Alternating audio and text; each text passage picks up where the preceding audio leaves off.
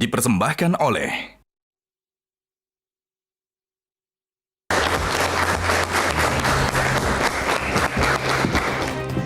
Pemirsa, perang bintang diprediksi akan terjadi dalam pemilihan kepala daerah DKI Jakarta. Sejumlah nama tenar mulai dari mantan calon presiden, mantan gubernur, menteri, hingga mantan panglima TNI digadang-gadang siap memanaskan kontestasi Pilkada DKI.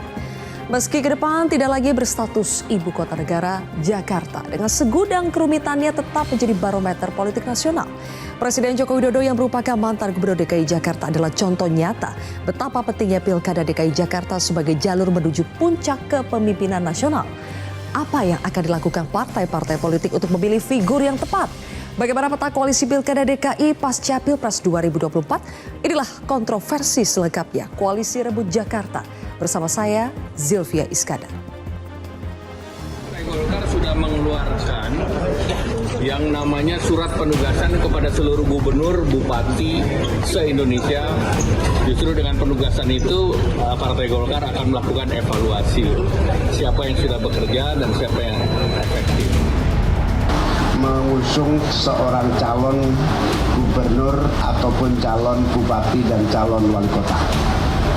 Pada kesempatan ini kami menyampaikan mengundang seluruh kader-kader bangsa, terutama yang memiliki misi, memiliki gagasan, memiliki cita-cita untuk membangun daerah.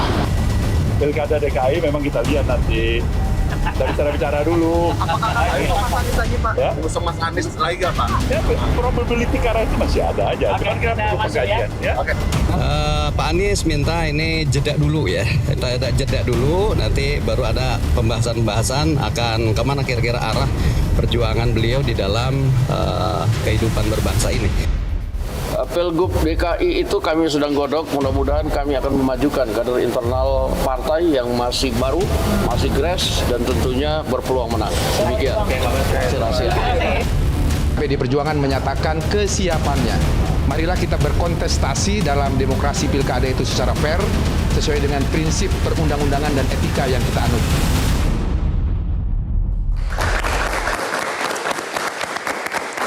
Baik, Koalisi Rebut Jakarta itulah yang menjadi topik kontroversi pada malam hari ini. Dan untuk membahasnya sudah hadir 6 narasumber di studio Metro TV. Di sebelah kanan saya ada juru bicara PKS, Kang Pipin Sopian. Selamat malam. Assalamualaikum. Malam. Berikutnya ada Ketua DPU Partai Nasdem Jakarta, Wibi Andrino. Mas Wibi, selamat malam. Selanjutnya ada yang tidak terduga-duga. Ketua DPP PDI Perjuangan Eriko Sotarduga. Terima kasih, selamat malam. Kemudian di sebelah kiri saya sudah ada juru bicara Partai Demokrat Herzaki Putra Mahendra. Bang Zaki, selamat malam. Berikutnya juga ada Ketua DPP Partai Golkar Dev Laksono. Mas Dev, terima kasih sudah hadir. Dan sudah ada analis politik Direktur Eksekutif Lingkar Madani, Bang Ray Rangkuti. Bang Ray, selamat malam. Malam. Baik, kita mulai dulu dari PKS sebagai partai pemenang di DKI Jakarta pada pemilu 2024. Kalau sudah menang, kursinya sudah banyak, apakah akan pede untuk mengusung kadernya sendiri di Pilkada DKI Jakarta, Kang Pipin? Ya, tentu pertama kami berterima kasih ke warga DKI Jakarta yang sudah mendukung PKS, yang memberikan PKS menjadi pemenang pileg kemarin.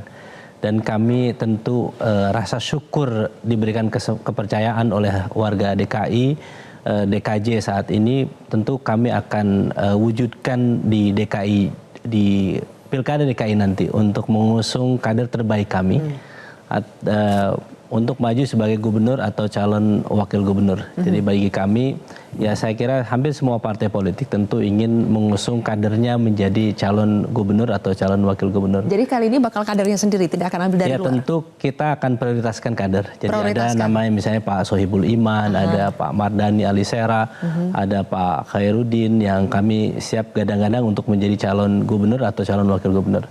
Tetapi tentu kami harus secara rasional melihat bahwa pilkada ini yang dilihat juga adalah siapa yang peluang menang. Kami juga melihat sosok-sosok di luar itu ya. Ketika kami kemarin diskusi, karena kami kan tidak bisa mengusung sendiri. kami kurang dari 20%, meskipun kami pemenang pileg tetapi kurang dari 20%. Tentu kami juga mempertimbangkan misalnya Pak Anies, kami kenapa kemarin kami belum mempertimbangkan masuknya sebagai kandidat calon gubernur, calon wakil gubernur. Kami masih memprioritaskan beliau sebagai capres. Jadi di situ sebenarnya konsentrasinya, dan Pak Anies juga minta supaya jeda terlebih dahulu. Tetapi ya kami juga masih mempertimbangkan ya, karena kalau misalnya kami koalisi nanti dengan Nasdem, dengan PKB, sebelumnya kita juga sudah ngopi bareng Mas Wibi dan juga dengan PKB untuk koalisi bersama. Dari koalisi di tingkat pusat, koalisi perubahan, kemudian akan diejawantahkan di koalisi di Jakarta nanti. Jadi nanti apakah nanti siapa yang akan dicalonkan, tentu kami harus menghargai antara PKS, Nasdem dan PKB, atau mungkin Bang Herzaki kalau mau ikut monggo, Bang Dev, monggo udah Bang diajakin Riko ya. Tapi sebelum itu Kang Pipin, apakah itu artinya belum tertutup peluang buat Anies Baswedan untuk tetap masuk dalam list calon gubernur dari PKS? Sebelum dijawab, kita simak dulu pernyataan dari Presiden PKS berikut ini. Dengan masuknya Pak Anies Rashid Baswedan sebagai capres pada 2024, saya kira beliau ini sudah menjadi tokoh nasional. Jadi jangan kemudian didegradasi kembali sebagai tokoh daerah. Nah, oleh karena itu mungkin ke depan, kalau kemarin kami sudah berusaha mengusung Pak Anies dan bekerja sekuat tenaga untuk memenangkan Pak Anies menjadi capres, saya kira di pilkada ini saatnya lah Pak Anies mendukung kader PKS untuk maju di DKI. Kang Pipin, bukankah dari pernyataan Presiden PKS sudah jelas bahwa sebetulnya giliran Anies untuk mendukung kader PKS di pilkada DKI? Ya, kami tidak punya keistimewaan pilihan ya. Kalau kami sendiri, tentu kami harus bicara dengan mitra koalisi kami.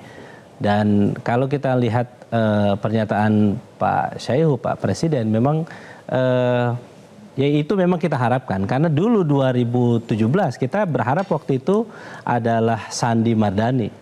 Tapi karena kebijaksanaan pimpinan PKS waktu itu kami tidak jadi mengusung Sandi Mardani, akhirnya menjadi Anies Sandi waktu itu. Tapi kemudian di perjalanan seharusnya kami mendapatkan wakil ya ketika Sandi keluar, tapi tidak terjadi waktu itu Anies Ariza waktu itu. Jadi bagi kami kesempatan ketika kader kami bisa menjadi calon kepala daerah, tentu kami berharap itu juga terjadi sebagaimana prestasinya Kang Aher memimpin Jawa Barat, ratusan prestasi yang sangat luar biasa.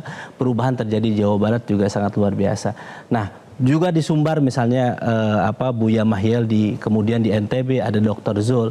Nah, kita tentu berharap bahwa kader kita bisa maju, bisa memberikan kontribusi terbaik untuk bangsa. Tetapi kami harus rasional, melihat siapa yang berpotensi, yang memiliki dua kapasitas. Satu adalah capacity to win, yang kedua adalah capacity to govern. Kemampuan untuk menang itu penting dengan melihat bagaimana elektabilitas, popularitas. Dan yang kedua adalah kemampuan untuk memimpin. Kira-kira siapa yang akan mengkombinasikan duo dinamik antara kepala daerah dan calon wakil kepala daerah yang kira-kira bisa menyelesaikan persoalan bangsa. Pak Anies punya prestasi di DKI. Tentu kami sangat menghormati dan kami mempertimbangkan. Kalau misalnya nanti mitra koalisi juga menawarkan Pak Anies sebagai berarti calon singkat kata Anies masih masuk dalam list masih masuk dalam pembahasan, tetapi yang lain juga kami tentu akan lihat. Baik. Tokoh-tokoh yang lain. Mas Wibi, kita juga mendengar bahwa Nasdem sedang menunggu jawaban dari Anies Baswedan soal tawaran maju di Pilkada DKI Jakarta. Jadi sudah ada jawabannya atau belum? Ya, belum memang. Tapi tentu harapan itu kami yakini itu ada. Karena yang kita rasakan bahwa kebutuhan masyarakat Jakarta terhadap our beloved former governor kita, Bapak Anies Baswedan untuk comeback itu sangat besar. Majority.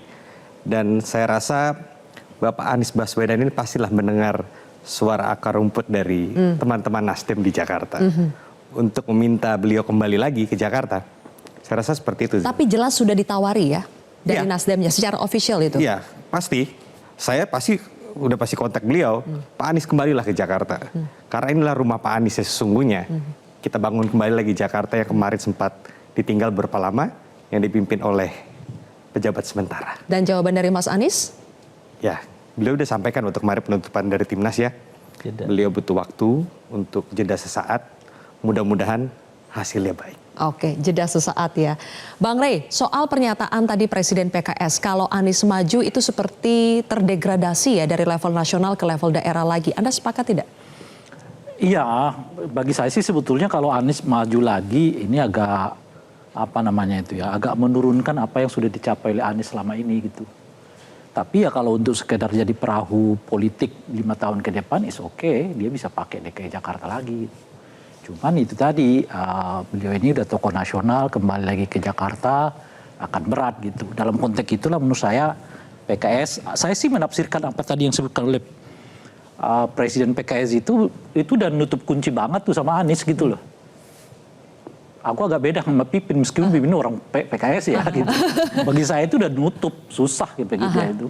Artinya nggak hanya sekedar bahwa Anies itu pernah didorong oleh PKS jadi calon presiden gitu, tapi mungkin ada sesuatu yang membuat PKS lebih dari itu untuk tiba-tiba menutup pintu bagi Anies. Tapi Kang Pipin kan bilang masih terbuka ya Kang, masih masuk dalam list loh. Kita kan menafsirkan pernyataan presiden tadi kan. Pipin mungkin lebih dalam dari saya, cuma kalau saya menafsirkan apa yang disebutkan oleh presiden itu kata-kata yang sudah nutup kunci. Nutup kunci itu kan naikkan ke atas untuk tidak lagi di sini gitu. Dia kan udah naikkan ke atas nih Anies, masa diturunkan lagi ke bawah. Selain PKS, Bang Rey melihat apakah partai lain di Koalisi Perubahan, ada Nasdem, PKB itu masih tertarik untuk mengusung Anies? Ya sebetulnya ada dua figur menurut saya kalau didorong masuk ke DKI Jakarta itu akan menjadi pusat perhatian. Satu namanya Anies, dua namanya Ahok. Kedua-duanya kalau nanti dimasukkan ke DKI Jakarta, duel lagi dong. Duel lagi. Seperti Pilkada 2017. Lagi, dan menurut saya menarik. Tanda kutip ya, membuat calon-calon yang lain udah kehilangan pamor dengan sendirinya gitu. Kita nggak tahu gitu. Bisa duel, bisa duet.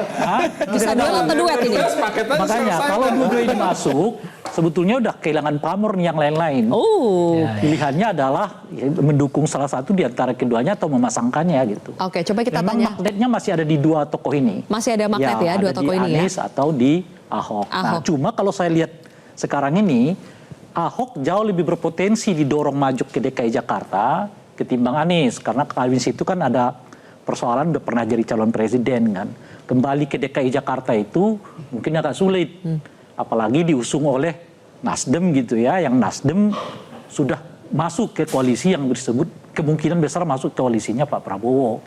Padahal masyarakat di DKI Jakarta ini umumnya adalah orang yang mendukung Anies karena memang berbeda dengan Pak Prabowo gitu loh kira-kira. Kecuali nanti Gerindra ikut mendukung Anies, lain lagi cerita. Masih mungkin nggak tuh Gerindra mendukung Anies? Justru membayangkan saya, kalau Gerindra nggak mendorong kader mereka, mereka punya potensi untuk dorong Anies maju bersama dengan Nasdem. Kenapa? Anies ini kan masih punya magnet politik ya. Kalau ia semata didorong oleh Nasdem, ia bisa menjadi tanda kutip lah ya hubungannya dengan pemerintah pusat itu seperti hubungan DKI dengan Pak Jokowi kemarin gitu loh. Jadi ada dua pemberitaan lah yang berhubungan dengan Jakarta, satu di level nasional maupun di level daerah gitu. Jadi cara berpikirnya adalah daripada jalan sendiri kawan ini lebih baik kita masukkan ke dalam diri kita gitu. Artinya nanti dia ikut serta membackup kekuasaannya Pak Prabowo melalui jalur Gubernur DKI Jakarta yang didorong oleh Gerindra bersama dengan Nasdem. Baik, sayang tidak ada Gerindra pada hari ini, tidak jadi datang, jadi kita tidak bisa tanyakan kemungkinan itu. Tapi ada Bang Eriko Sotarduga. Mas Zaki kan bisa nanti jelaskan Nanti kita kasih giliran ke Mbak Zaki.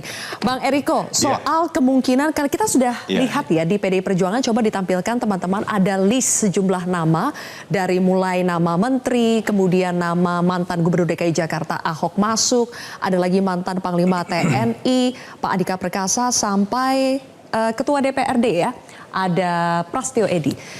Bagaimana nanti memutuskan satu dari keenam nama ini? Ya, Mbak Silvi, politik adalah seni segala kemungkinan. Yang tidak mungkin di politik itu hanya menghidupkan orang mati. Itu yang tidak mungkin, itu pasti.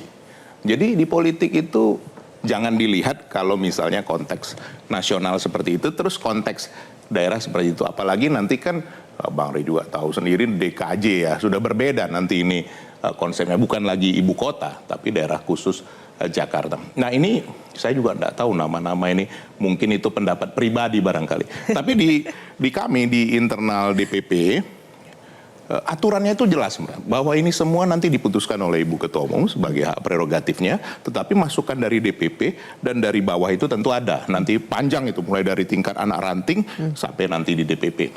Tetapi dari nama-nama yang beredar di kami dan juga di rekan-rekan di DKI di tingkat bawah, Sebagian ada yang masuk seperti Bu Tri Risma hari ini, apalagi beliau sudah pernah jadi wali kota Surabaya, kota nomor 2 terbesar di Indonesia, dan memang terbukti suhu di Surabaya turun 2 derajat. Nah, kemudian ada juga yang menyampaikan Mas Andika, mantan Panglima. Nah, ada juga wali kota Semarang yang berhasil, Mas Hendi, atau kalau kita sebut Hendrar Prihadi yang kepala LKPP. Tapi ada juga memang yang tadi disampaikan oleh Bang Rey itu, kenapa nggak Pak Ahok lagi? Iya. Nah, tapi yang menarik Mbak Silvi, ini malah ada pembicaraan di internal kami, tapi ini baru berdiskusi. Kenapa nggak Ahok ini dikirim ke Sumatera Utara?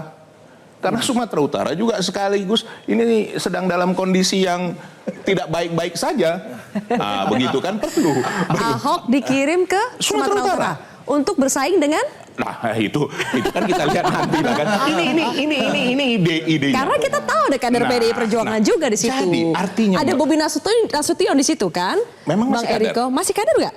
Saya enggak tahu. Setahu saya kalau sudah berbeda pilihan sudah. Gitu. Kalau bukan kader berarti sengaja untuk dikirimkan Ahok. Nah, itu kan untuk sudah bersaing di situ. disampaikan oleh Pak Komar juga sebagai ketua DPP kami. Jadi ini menarik ini. Nah, tapi Mbak Silvi, juga kita mempersiapkan untuk wakil gubernur. Ada yang namanya Aming Adiwijaya, ketua DPD kita. Ada Charles Honoris. Untuk wakil gubernur. Jadi kita siap. Tadi sudah disampaikan Kang Pipin, tidak ada satu partai pun yang bisa mencalonkan sendiri. Walaupun PKS tadi katakan sebagai yang tertinggi 18 kursi, kami 15, masih butuh 7 kursi lagi. Siapa tahu nanti PDIP berduet sama PKS ya. Nah, tadi kan saya sudah sampaikan di awal bahwa politik seni segala kemungkinan kan. Nah, Mbak Sisil, jangan lupa juga bahwa waktu memajukan yang namanya Pak Joko Widodo bersama Pak Ahok, itu kerjasama PDI Perjuangan dengan Gerindra. Pak Ahok itu waktu itu dari Gerindra, kami memajukan Pak Jokowi. Jadi ini nanti menarik karena kenapa? Tidak mungkin satu partai pun bisa mencalonkan sendiri. Jadi harus tetap bekerja sama dengan partai-partai lain. Nah, tapi intinya tadi itulah yang beredar itu ada 4 nama untuk calon gubernur. Ada Pak Ahok, ada Bu Tri Risma, ada Mas Hendi, ada Mas Andika. Iya, tadi disebutkan ya ada sejumlah nama memang, tapi di antara sejumlah nama itu ada syarat tambahan. Apa? Setia sampai akhir. Itu jadi syarat baru kayaknya ya. Bukan Bang, ada satu lagi. Tidak boleh berbohong. Nanti kita akan bahas lebih jauh lagi. Pemirsa, kita juga ingin mendengar siapa penantang, siapa kandidat dari Golkar dan juga dari Demokrat. Tapi kita harus jeda terlebih dahulu pemirsa, sesaat lagi.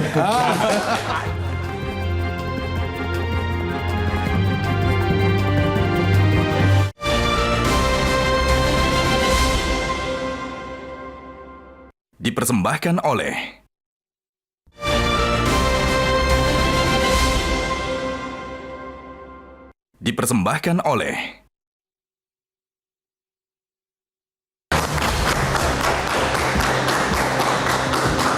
Kembali lagi di kontroversi, pemirsa, kita masih berbicara soal koalisi Rebu Jakarta. Sekarang saya akan beralih ke Golkar dan juga Demokrat.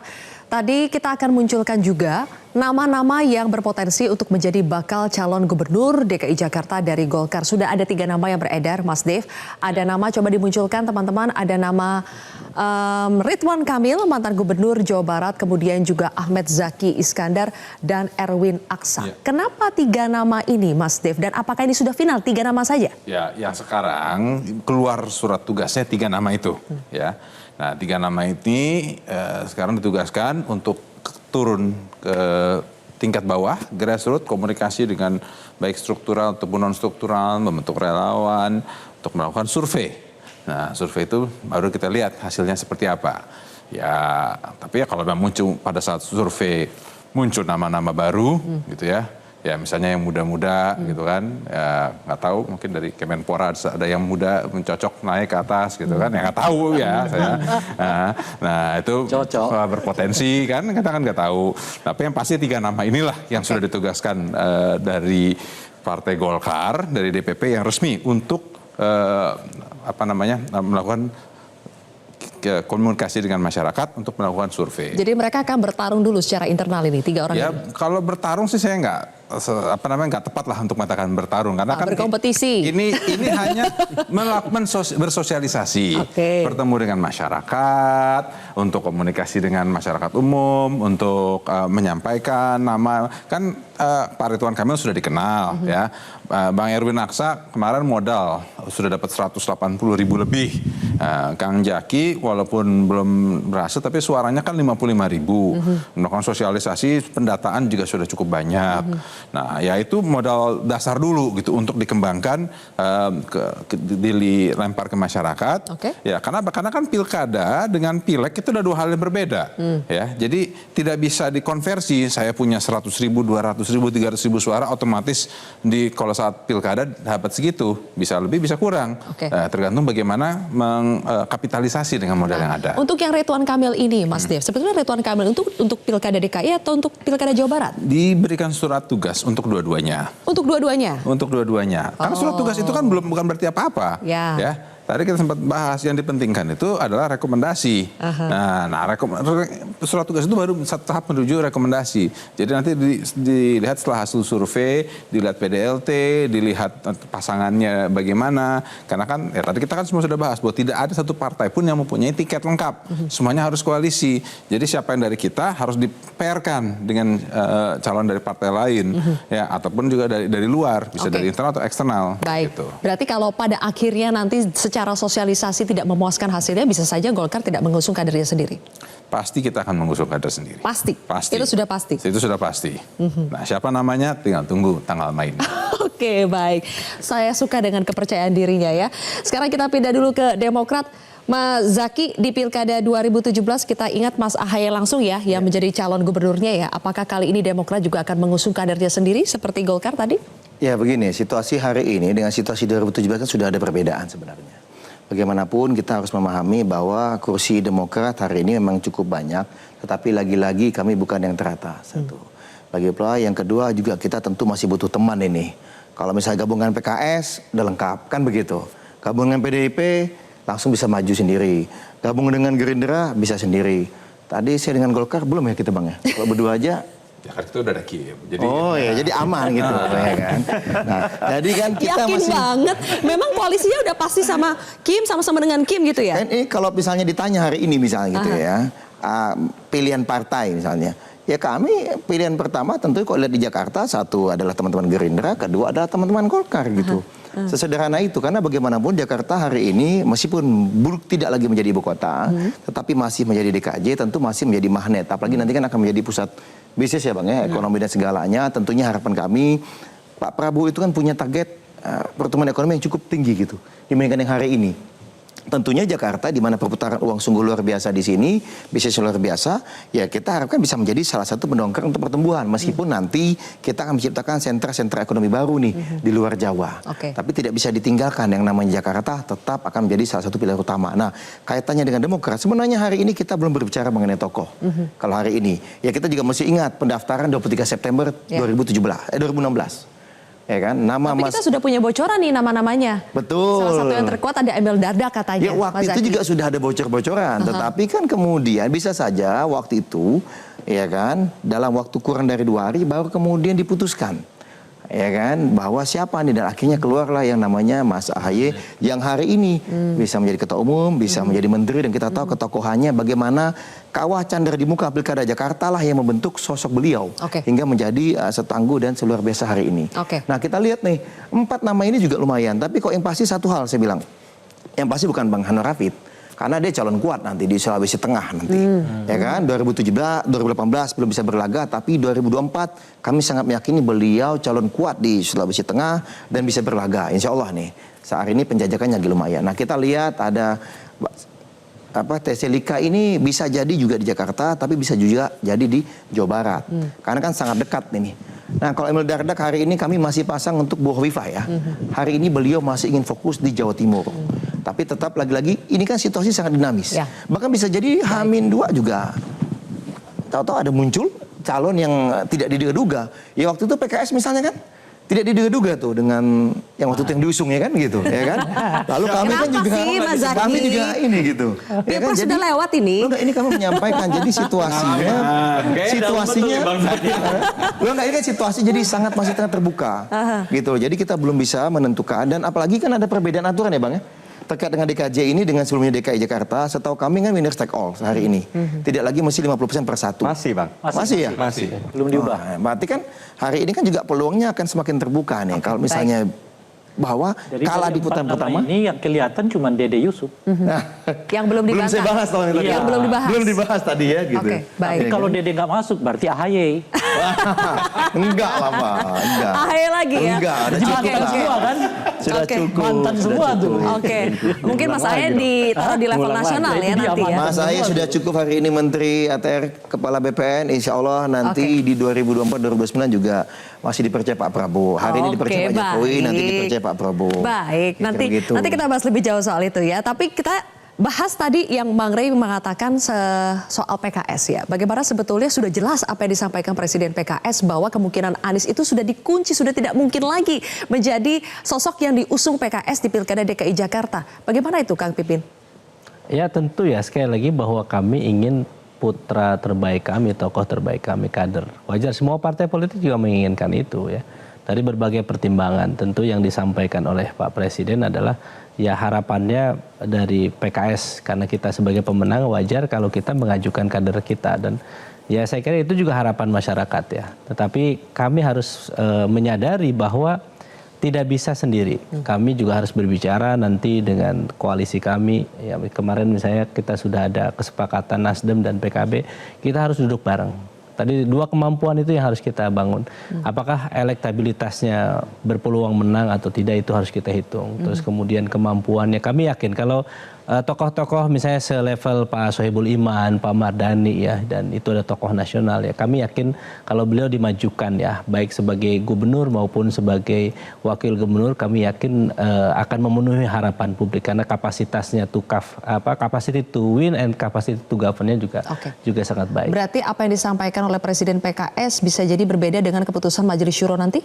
Tergantung keputusan Majelis Syuro? Sebetulnya nanti ada di DPTP ya, levelnya ada di Badan Pekerja Majelis Syuro yaitu DPTP, nanti memutuskan akhir ya. Tentu itu akan didasari oleh bagaimana komunikasi politik di antara partai-partai pengusung. Oke, Kang Pipin, tapi yang sudah pasti betul tidak koalisi perubahan ini akan lanjut sampai Pilkada DKI Jakarta itu sudah firm? Yaitu terakhir komunikasi kita bertiga itu yang menjadi pegangan kami ya. Jadi kami tentu termasuk silaturahim kami ke Nasdem Tower dengan Pak Surya Paloh itu juga yang dibahas salah satunya terkait dengan pilkada. Salah satu yang lumayan dalam pembahasan waktu kami silaturahim adalah terkait dengan Pilkada DKI. Oke, berarti kemungkinan besar akan lanjut ya koalisi perubahan di Pilpres lanjut ke Pilkada DKI Jakarta. Artinya kelihatan bacaannya mungkin PKS nggak akan dorong Anies, tapi tidak bagi mereka kalau ada yang mengusungnya dan berkoalisi dengan PKS ya monggo-monggo saja. Misalnya skenarionya adalah karena kalau tiga partai ini tetap misalnya berada dalam koalisi perubahan di DKI Jakarta, artinya Nasdem dorong Anies, monggo silakan, tapi PKS akan dorong kader sendiri. Jadi yang terjadi adalah Anies calon gubernur, wakil gubernurnya hampir bisa dipastikan itu kadernya PKS. Karena PKS itu kan partai pemenang pilkada. Sebagai partai pemenang pilkada memang harus diakui mereka punya kewibawaan lah untuk mengusung sendiri kader mereka. Bagi saya sayang juga kalau mereka nggak dorong kader mereka. Kali ini bargaining position PKS kuat besar sekali. kuat sekali ya. Seperti PDI Perjuangan berani mengusung sendiri. Ya meskipun hanya didukung oleh dua partai politik di parlemen kan sebetulnya waktu Pilpres kemarin gitu. Jadi sayang memang kalau PKS nggak mendorong kadernya sendiri. Oleh karena itu target minimal mereka itu wakil. Nah bisa jadi ketemunya dengan Anies Baswedan kalau betul-betul Aniesnya oke ya. Gimana itu Mas Wibi? Dari Nasdem kan kita mendengar tidak hanya Anies Baswedan ya, tapi ada nama kadernya sendiri yaitu Ahmad Sahroni. Jadi untuk memutuskan apakah nanti Anies, apakah itu Ahmad Sahroni atau mungkin calon gubernurnya justru bukan dari Nasdem, itu akan seperti apa mekanismenya? Pak Wibi. Ada juga Mas Wibi. Kalau Bang Wibi mungkin Demokrat bisa jadi ya. ada peluang nih Bang Wibi. Kalau Bang Wibi. Kayaknya kita kena roasting. Tapi kalau di pojok sana ya sorry lah, mohon maaf gitu. Ya sudah. Ayo coba dijawab dulu.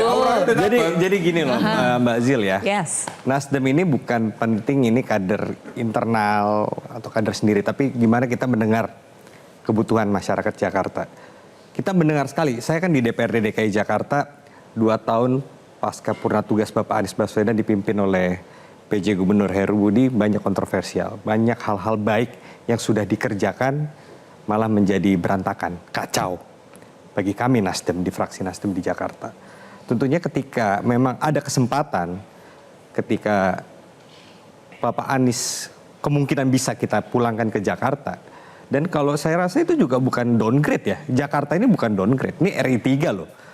Walaupun RI 1, RI 2 alhamdulillah sekarang ada Pak Prabowo dan Mas Gibran. RI 3 di Jakarta juga spesial. Dan tentunya dengan perhatian pemerintah pusat, besok ada aglomerasi, ada DKJ. Tentunya ini harus dibangun. Dengan betul-betul orang yang punya hati dan pikiran untuk kepada masyarakat Jakarta. Dan peluang itu saya rasa sangat tepat dikembalikan kepada Bapak Anies. Tapi kita kembali berpulang kepada beliau. Apakah beliau menginginkan itu atau tidak. Dari internal sendiri Nasdem punya nama Bang Ahmad Saroni. Siapa yang tahu? Bang Saroni itu Gubernur Tanjung Priuk. Kita ngomong DKJ, Bos, bukan Gubernur Tanjung Priuk. Apakah beliau besok mau naik kelas menjadi Gubernur Jakarta? Ya kita juga mesti mendengar. Beliau siap saja. Ketika saya diskusi sama beliau, saya siap aja. Bila mana partai tugaskan, oke, I'm ready. Oke. Cuma kan yang disebutkan kan nama Anies kan, bukan Ahmad Saroni. Bung Ahmad Saroni, bye-bye. Sorry ya. Berarti urutan prioritas bagi Nasdem memang 1 Anies, kedua baru kader sendiri. Iya, prioritas Nasdem adalah kita mendengar dari aspirasi masyarakat, kebutuhan masyarakat. Jadi survei dulu dong berarti kan? Ya. Nah, ngomong-ngomong soal survei, nanti kita akan tampilkan hasil survei. Bang Rey, nanti silakan direspon oleh Bang Eriko ya, karena ada sejumlah nama ini yang merupakan kader dari partai yang kita hadirkan di sini. Sesaat lagi pemirsa. Waduh.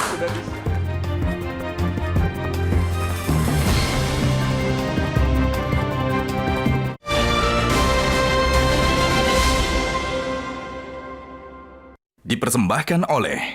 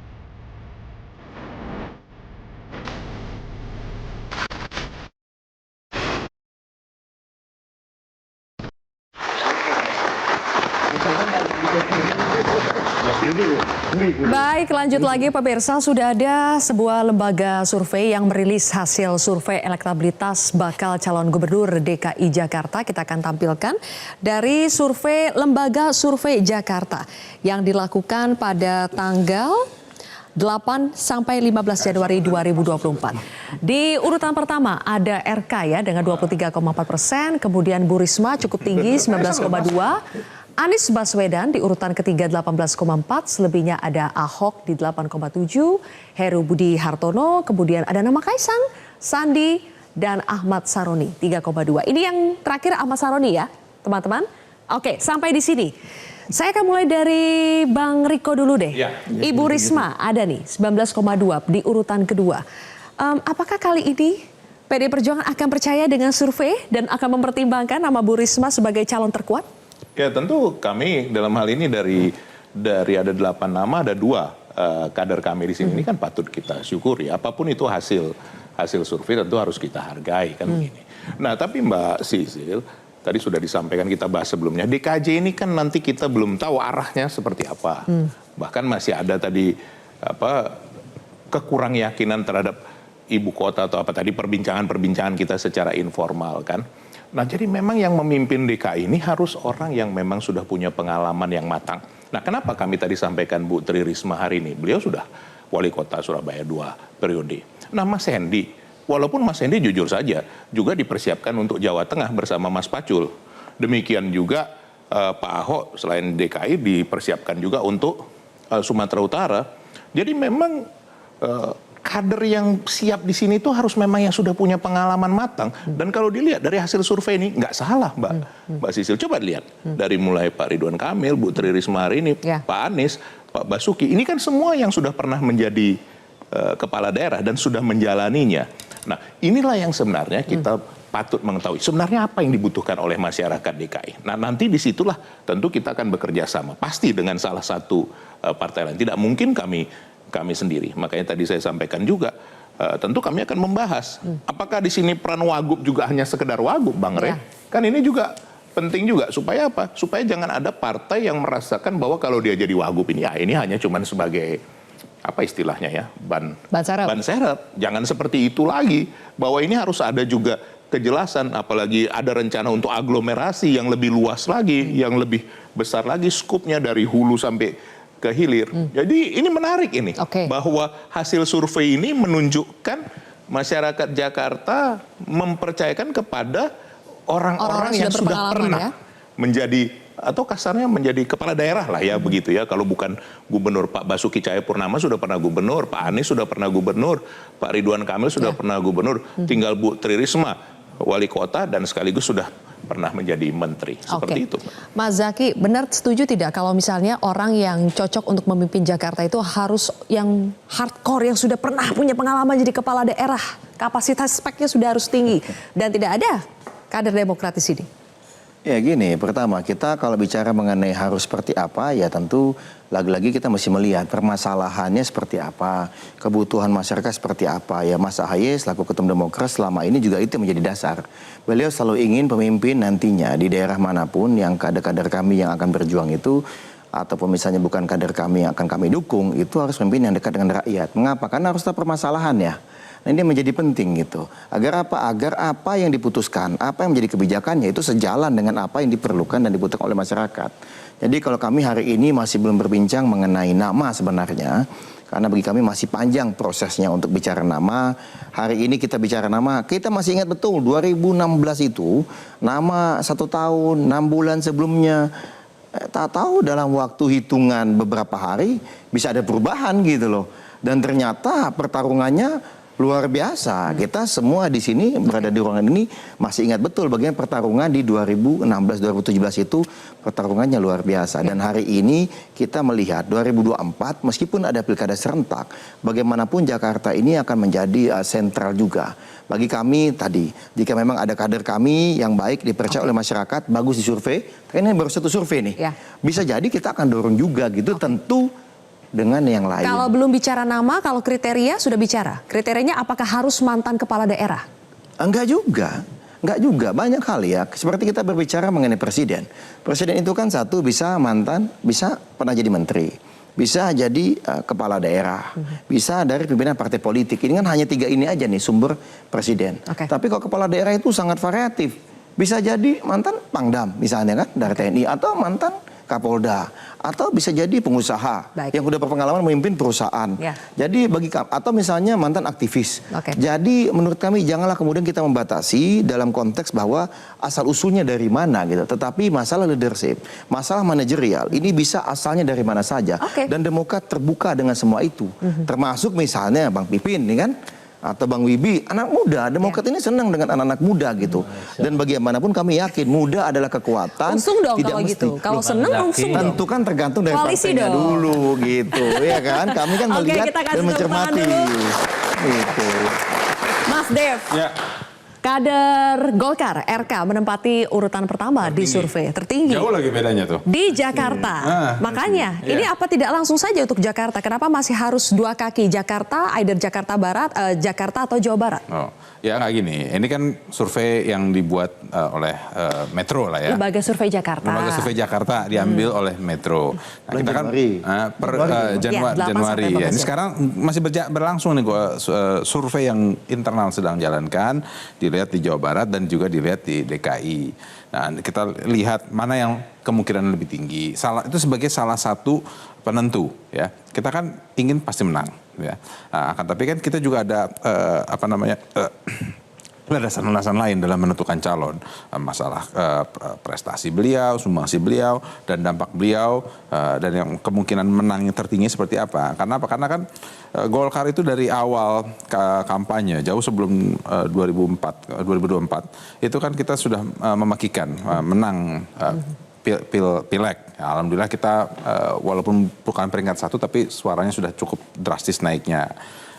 Pilpres, kita berhasil mengusung Prabowo Gibran.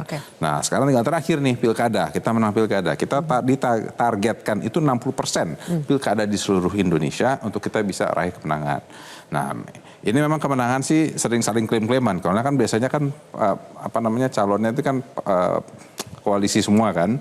Nah ya kan, tapi ini semua akan jadi modal utama kita untuk kita memastikan pertama koalisi yang kita bangun di KIM ini berlangsung terus. Karena kita berpikir kan beyond 24. Jadi ketika nanti kita masuk ke pemerintahan baru, terus melaksanakan pemerintahan baru nantinya, ini semakin erat hubungan kita. Nah, salah satu peratnya itu yang di pilkada nanti. Nah, itu dia.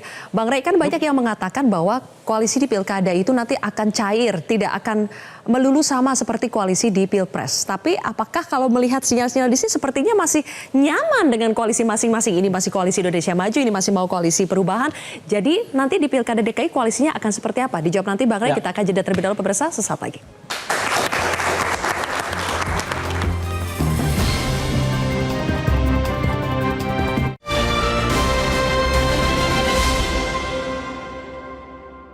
Dipersembahkan oleh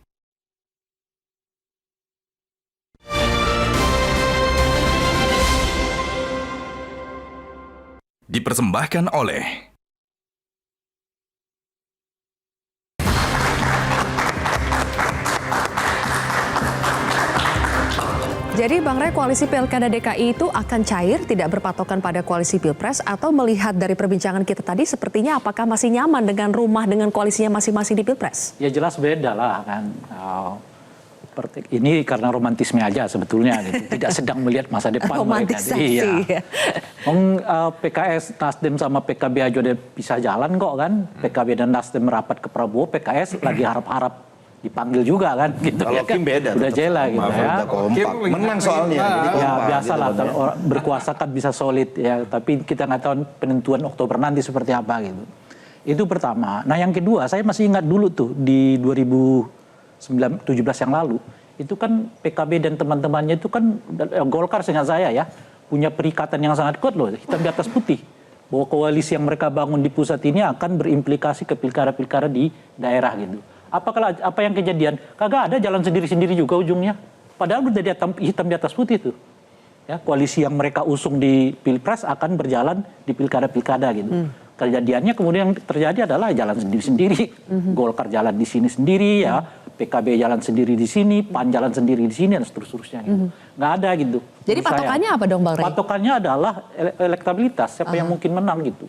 Nah yang kalau siapa yang mungkin menang ya orang akan merapat ke sana. Nggak lihat backgroundnya seperti apa, macam-macam dan seterusnya gitu. Terlepas dia lawan di Pilpres itu tidak masalah? Nggak ada lawan kan, sekarang mau merapat semua kok. Gitu ya kan, mana ada lawan-lawan. Selesai, Pilpres itu udah selesai, di pilkada lain lagi cerita gitu. Itu kira-kira gitu. Nah cuma menurut saya, kalau di sini kan ada tantangan bagi partai-partai politik untuk mendorong kader baru karena waktunya sangat mepet antara cuma Mei, Juni, Juli, Agustus, September ya kan, Oktober lah tadi 6 bulan. Apakah dalam 6 bulan ini bisa dipompa popularitas dan elektabilitas yang bersangkutan? Saya kira itu agak mustahil. Oleh karena itu yang paling mungkin adalah mencari figur yang memang sudah sangat dikenal di DKI Jakarta dan diterima oleh publik sedemikian rupa. Saya kira nama-nama yang disebutkan itu tadi salah satu acuannya kan. Ada Mbak Tri, ada Ibu Risma, ada Ridwan Kamil, ada Anies, ada Ahok. Saya berhenti di 4 ini. Kalau menurut saya figur-figur ini yang paling mungkin didorong untuk maju ke Pilkada DKI Jakarta gitu ya. Nah, cuman harus diingat, melihat dari 4 nama ini kan adalah 4 nama yang bergerak dan tak bergerak gitu. Anies adalah orang yang bergerak tapi dapat di posisi ketiga untuk survei yang sekarang kan. Ibu Risma Menteri Sosial dapat urutan yang kedua. Ridwan Kamil mantan gubernur Jawa Barat ya kan, dan dapat di posisi yang pertama. Ahok relatif menyepi tapi dia masih nangkring di posisi yang keempat dalam urutan calon yang populer untuk dicalonkan sebagai gubernur DKI Jakarta. Apa artinya keempat ini masih dalam satu ranah nih, satu ikatan gitu. Nah, oleh karena itulah menurut saya keempat nama ini yang perlu dilirik. Dan cuman kalau saya punya catatan, memang sebaiknya Anies tidak lagi terlibat menurut saya karena dia udah pernah jadi calon presiden gitu ya. Ibu Risma punya potensi. Ridwan Kamil saya nggak terlalu yakin dia akan tertarik di DKI Jakarta karena jauh lebih positif, lebih terbuka bagi dia untuk tetap menjadi gubernur Jawa Barat dibandingkan DKI Jakarta.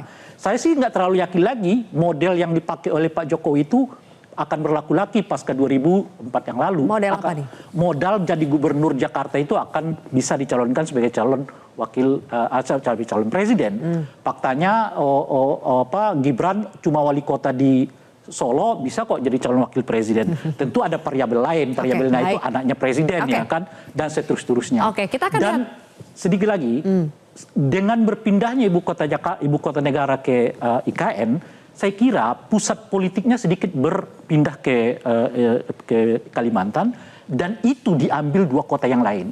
Kota yang lain itu namanya Jawa Barat dan Jawa Timur karena mereka memiliki penduduk paling besar di Indonesia. Oleh karena itu potensi calon presiden di masa yang datang menurut saya justru datang dari Jawa Barat ataupun Jawa Timur. Oh, ini sudah futuristik sekali nih Bang Rey.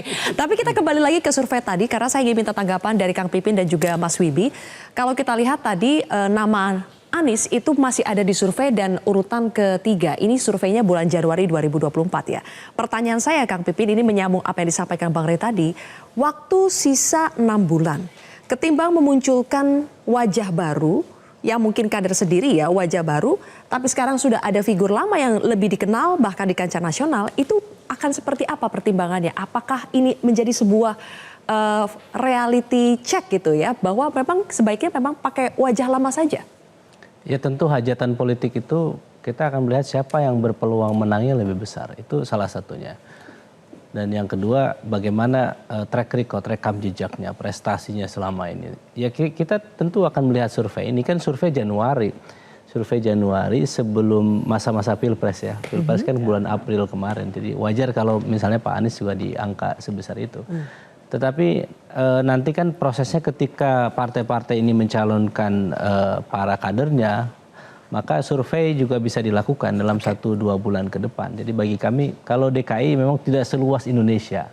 Ya, kalau Indonesia memang kita butuh waktu yang cukup lama. Tapi kalau untuk survei DKI yang penting banyak di TV, kemudian billboard, baliho dan kemudian kekuatan 6 bulan cukup ya. Kekuatan kader PKS ya. Kami kan punya 3 modal utama. Satu ada militansi kader, 2 adalah solidaritas struktur dan ketiga adalah amal jama'i. 3 kekuatan itu ya kami punya pengalaman waktu itu dari dulu ya, ingat waktu Ajat Syaihu waktu Pilgub Jawa Barat ya. Dulu masih 0 sekian persen, tetapi karena kerja keras kita waktu itu soliditas yang kuat, maka bisa mendekati hampir menang waktu itu melawan Ridwan Kamil. Jadi waktu 6 bulan bisa mendongkrak popularitas. Betul. Yang penting adalah kepahaman semua kader PKS, struktur bahwa ketika sudah diputuskan siapa yang akan dicalonkan, maka sam'an wa ta'atan kita dengar, kita taat dan kita berjuang. Kasih tepuk tangan. Saya pindah ke Mas Wibi. Jadi akan Nasdem akan realistis memasang wajah lama karena sudah terkenal atau butuh waktu 6 bulan masih cukup untuk bisa mengangkat wajah baru? Ini rakyat Jakarta ini lagi gegana, Zil. Apa tuh gegana? Gelisah, galau, merana. Nah, kita coba teropong baik-baik. Ternyata memang kalau bagi kami di Nasdem Jakarta, our former governor sebenarnya jawaban dari obatnya, vaksinnya untuk buat warga Jakarta. Tapi kembali lagi lah, ini kan masih sangat panjang prosesnya, terbuka, dan kader Nasdem juga ada. Kita lihat jawaban Pak Anies nanti setelah masa jedanya. Oke, baik. Kita masih tunggu. Sepertinya kita akan berepisode-episode ini membahas soal koalisi untuk merebut Jakarta. Terima kasih Bapak-Bapak sudah hadir di Kontroversi pada malam hari ini. Pemirsa, demikianlah Kontroversi. Saya Zilvia Iskandar pamit undur diri. Sampai jumpa minggu depan.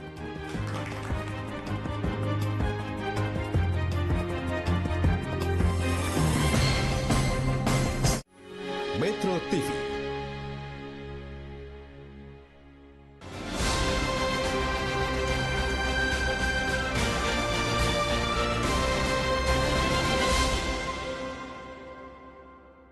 Dipersembahkan oleh